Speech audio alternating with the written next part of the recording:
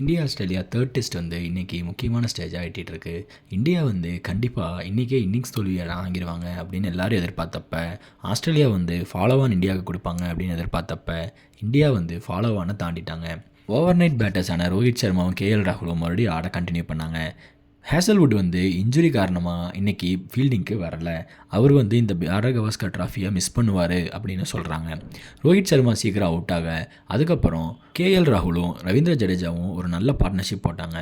அதுலேயும் ரவீந்திர ஜடேஜா ரொம்ப நிதானமாக பொறுமையாக ஆடி நல்ல கண்ட்ரோலோட சூப்பராக ஆடினார். நல்லா ஆடி செஞ்சுரி அடிப்பார்னு எதிர்பார்த்த கேஎல் ராகுல் வந்து 84 ரனுக்கு அவுட் ஆக, அதுக்கடுத்து ரவீந்திர ஜடேஜா நிதிஷ் ரெட்டி கூட ஒரு பார்ட்னர்ஷிப் போட்டு மலைன்னு ஆடிட்டு இருந்தாங்க. மழை ஃப்ரீக்வெண்ட்டாக அப்பப்போ வந்து ஆட்டத்தை நிறுத்தினாலும் மேட்ச் பாட்டு ஒரு பக்கம் போயிட்டே இருந்தது. இதுக்கடுத்து ஜடேஜாவும் அவுட் ஆனதுக்கப்புறம் இந்தியா 9 விக்கெட் இருந்தப்போ ஃபாலோவானை தவிர்க்க இந்தியாவுக்கு வந்து ஒரு 36 ரன் தேவைப்பட்டது. பும்ராவும் ஆகாஷ்தீப்பும் ஒரு நல்ல பார்ட்னர்ஷிப் போட்டு அந்த 36 ரன்னை அடித்து இந்தியா வந்து ஃபாலோவானை தாண்டியிருக்காங்க.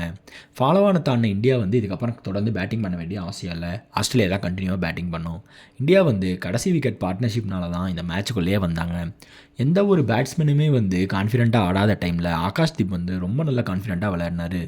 இந்தியாவை பொறுத்த வரைக்கும் இந்த மேட்ச் வந்து கண்டிப்பாக ட்ராவில் தான் முடியும். ஏன்னா இந்தியா வந்து இன்னுமே வந்து 193 ரன் பின்னாடி இருக்காங்க. ஆஸ்திரேலியா வந்து ஃபுல் டே பேட் பண்ணுவாங்க.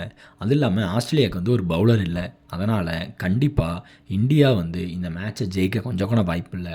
ஆனால் ஆஸ்திரேலியாவால் இந்த மேட்சை ஜெயிக்க முடிஞ்சிருக்கும். அவங்க பாட்டில் பண்ணிட்டாங்கன்னு தான் சொல்ல முடியும்.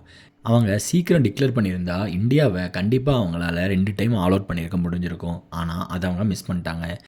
அடுத்ததாக மிச்சம் இருக்கிற ஒரு விக்கெட்டை சீக்கிரம் எடுக்க பார்த்து ஒரு செஷன் ஃபுல்லாக அதிரடியாக ஆடி ஒரு 300-350 ரன்னை கடைசி 2 செஷனுக்கு டார்கெட்டாக செட் பண்ணால் அவங்க இந்தியாவை ஆல் அவுட் பண்ண ட்ரை பண்ணலாம்.